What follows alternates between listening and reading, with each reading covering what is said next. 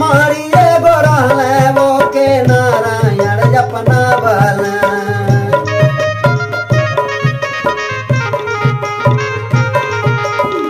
लक्ष्मी पूजा कार्तिक के मौसा के ही दिन काहे खातिर होला? समुद्र मंथन से एक कथा जुड़ल बा। जौने समय देवता और दानव मिलके सागर के मथनी करत हन। अरे सागर मथनिया हो सागर मथनिया आ दोनों भाई कैले जाके सागर मथनिया।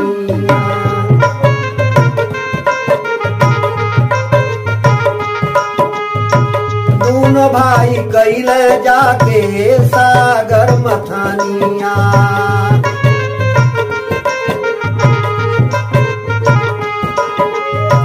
सागर मथनिया हो सागर मथनिया दोनों भाई कैले जाके सागर मथनिया।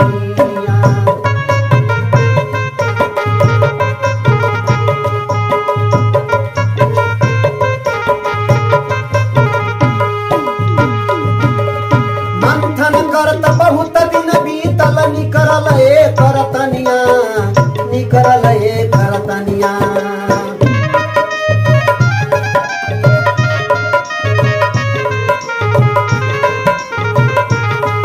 अरे काल कूट जहर जब देखल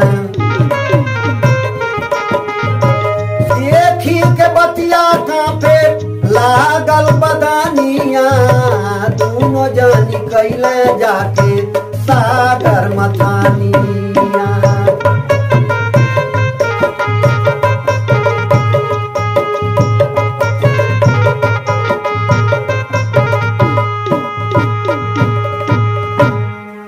सागर मंथन शुरू कैले बाड़े बहुत दिन के बाद। तब हमन से एक रतन निकल बा जौन की जहर रहल। और देखते भर में लोग कांप उठल कहले अरे बाप रे बाप ऐसा चीज निकल बा बीमारी संसार प्रलय हो जाई। अरे देखी के जहरवाए रामा अरे कापेला करे जवाब।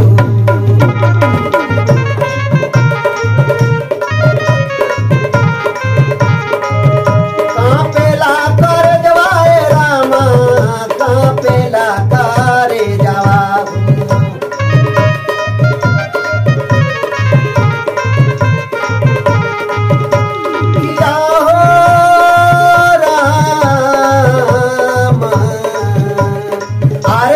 शिवाजी का धइल ध्यान मेरा।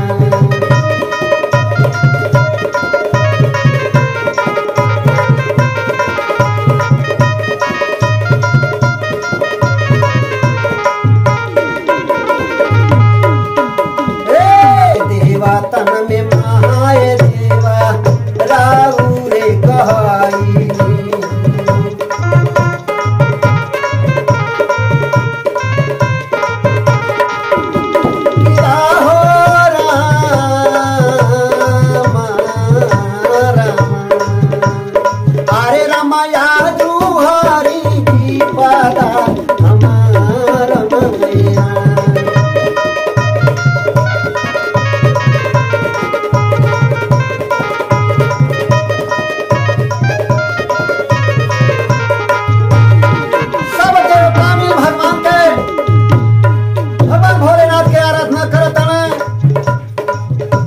आपका संकट हरे वाला नाई के होगा बीस निकलल बा संसार प्रलय हो जाई। भोलेनाथ विचार कइले त कइले का महाराज हाला हर जहर बाए रामा भोले बाबा पियल।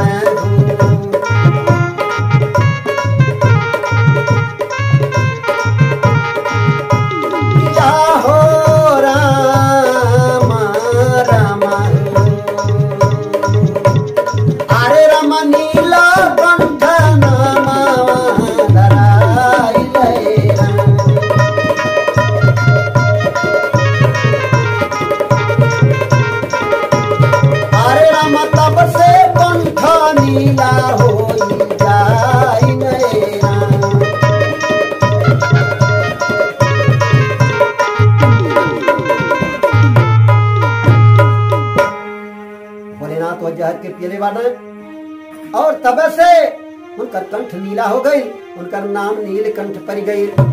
एकरे बाद फिर सागर के मंथन शुरू होता तो होत का महाराज, अरे फिर शुरू हो गई अरे सागर का मथनिया की कामधेनु गैया गई बहिया।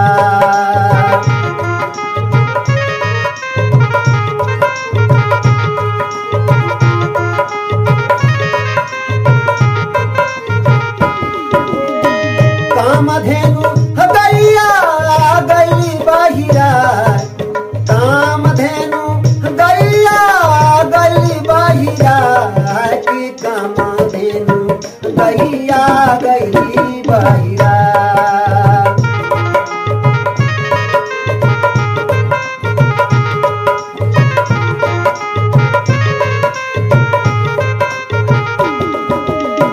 गैया से उपजे सगरो यज्ञ के समाना,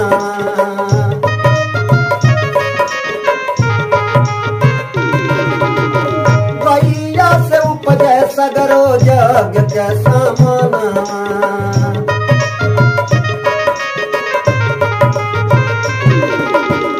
गैया से उपजे सगरो यज्ञ के समानावा की ब्रह्मा ऋषि लिहल होया अपना।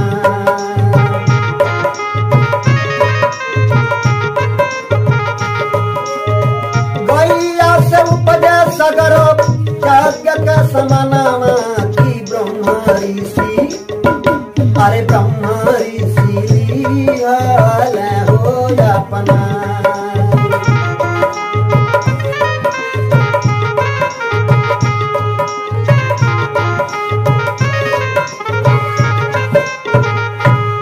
दूसरे नंबर पर कामधेनु गाय निकलल, और गाय से यज्ञ का हर एक सामान निकलत रहल। या नाते से ब्रह्म ऋषि रोज ओके ले रहले बाड़े। लेकिन फिर तीसरे नंबर पर जब मथनी शुरू भइल बा तो निकलल का महाराज, अरे घोड़ा बहिराइल हो, घोड़ा बहिराइल, आ तीसरे नंबर में घोड़ा बहिराइल।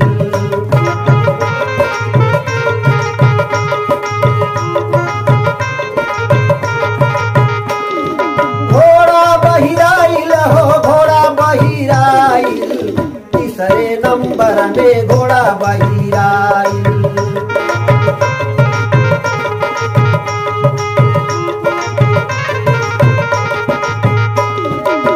रंगवा सफेद रहे बड़बर कनावा, रंगवा सफेद रहे बड़बर कनावा।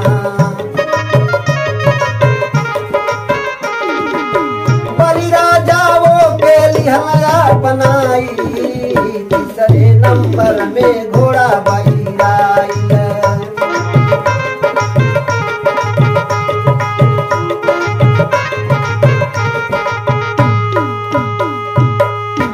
तीसरे नंबर में घोड़ा निकला था।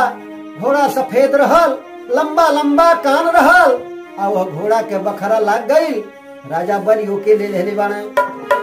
लेकिन अब चौथे नंबर में का होता महाराज, अरे चार दांत का हाथी निकसल, सफेद रहल बदनिया, सफेद रहल बदनिया।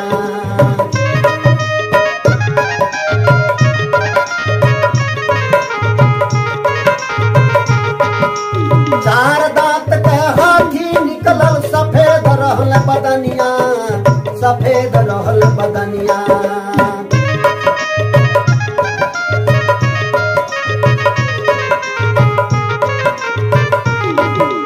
चमक तेज रहे वो हाथी के, वो चमक तेज रहे वो हाथी के। इंद्रदेव पवन करे लागल बखानिया, दोनों जानी कैले जाके सागर मथानिया।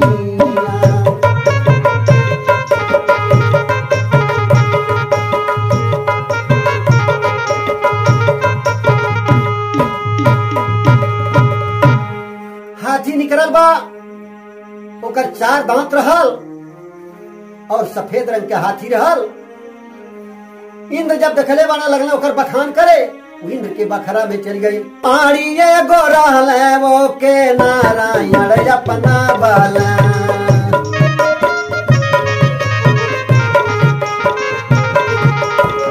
मारी एगो रहले वो के नारायण अपना बाला।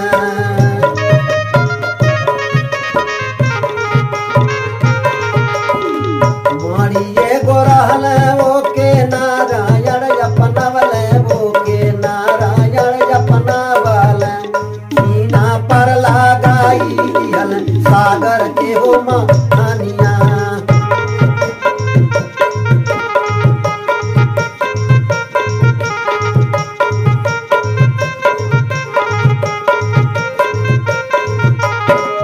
मानवा का इच्छा पूरा कर जावन बिरीछवा।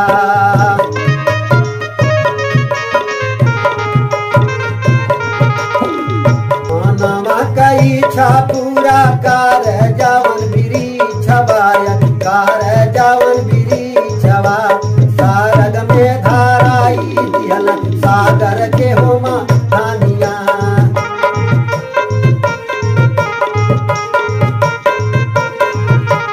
सागर के हो मथानिया यार, सागर के हो मथानिया। सारा दे में धराई दिहल सागर के हो मथानिया।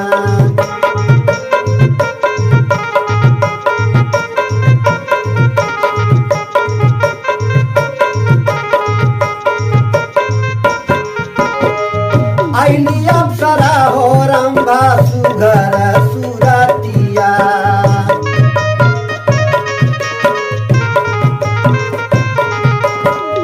आईली अप्सरा हो रंभा सुघर सुरतिया।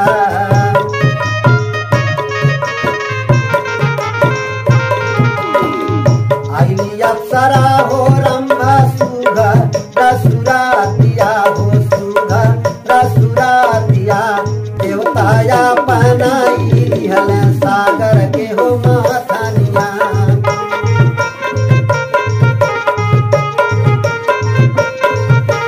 देवताया बनाई दिहल सागर के हो महानिया।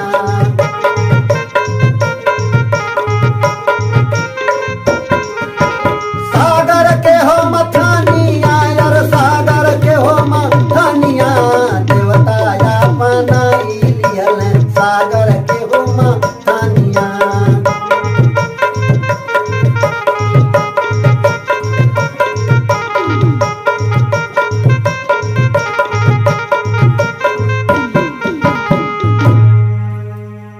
सातवें नंबर में रंभा नाम के अप्सरा निकल रही और सब देवता लोगन के स्वर्ग में चल गई बारी। फिर 8वें नंबर में होत काबा महाराज, आरे 8वें रतनामा के आरे पारी जाबा भइल की माता लक्ष्मी के भइल अवतार।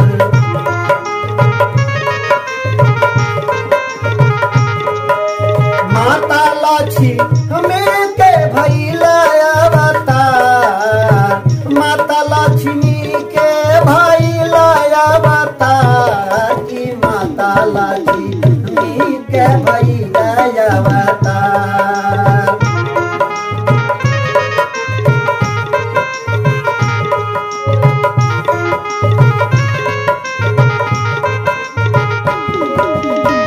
हाथ जोड़ी देवता करे लगल मिनतिया,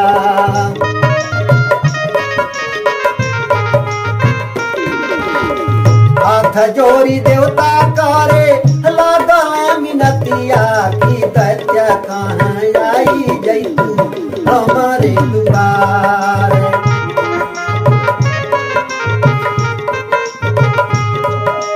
दैत्य कहाँ आई जैतू हमारे दुआर, दैत्य कहाँ आई जैतू हमारे दुआर। की दैत्य कहाँ आई जैतू हमारे दुआर।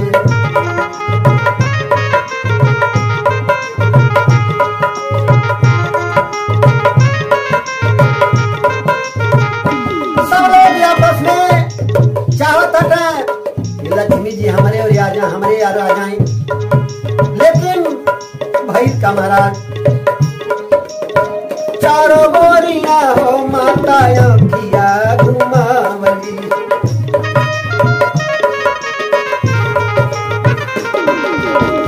चारों बोरिया हो माता अखिया घुमावली।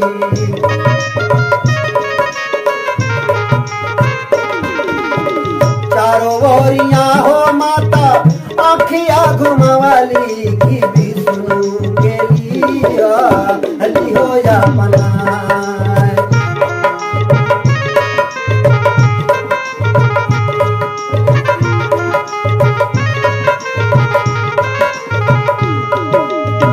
विष्णु के लिया हली हो या पना, विष्णु के लिया हली या पना की विष्णु के लिया हली हो या पना।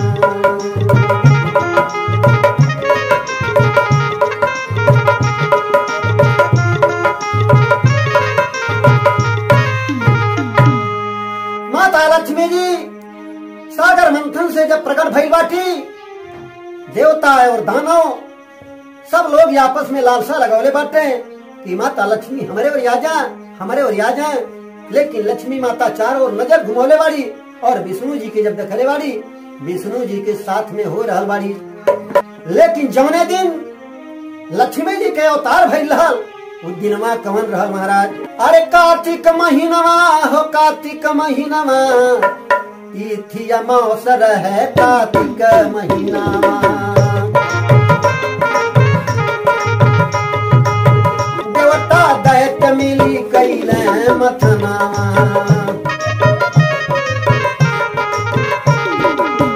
वही दिन हो गईले, वही दिन भइल लक्ष्मी माता का जन्म। तिथि अमावसर है कार्तिक महीना।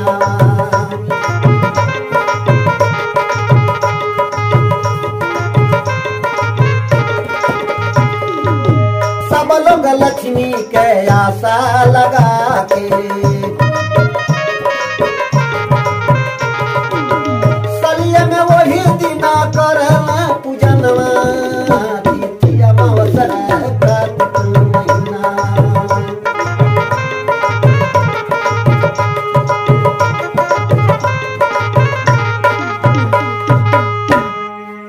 तब से ये परंपरा चली आई कि वही दिन के सब लोग लक्ष्मी माता के लालसा लगा के अपने दरवाजे पर अपने घरे पूजन करें कि लक्ष्मी माता हमारे घर में वास करें। अरे ध्यान लगा के लक्ष्मी जी का जय भी करे पूजनिया, जय भी करे पूजनिया।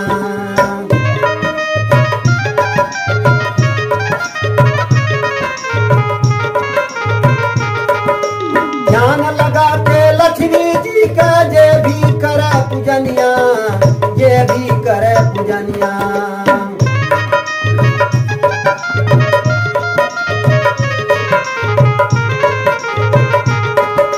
शिवन खाली जाला, शिवन दासन खाली जाला।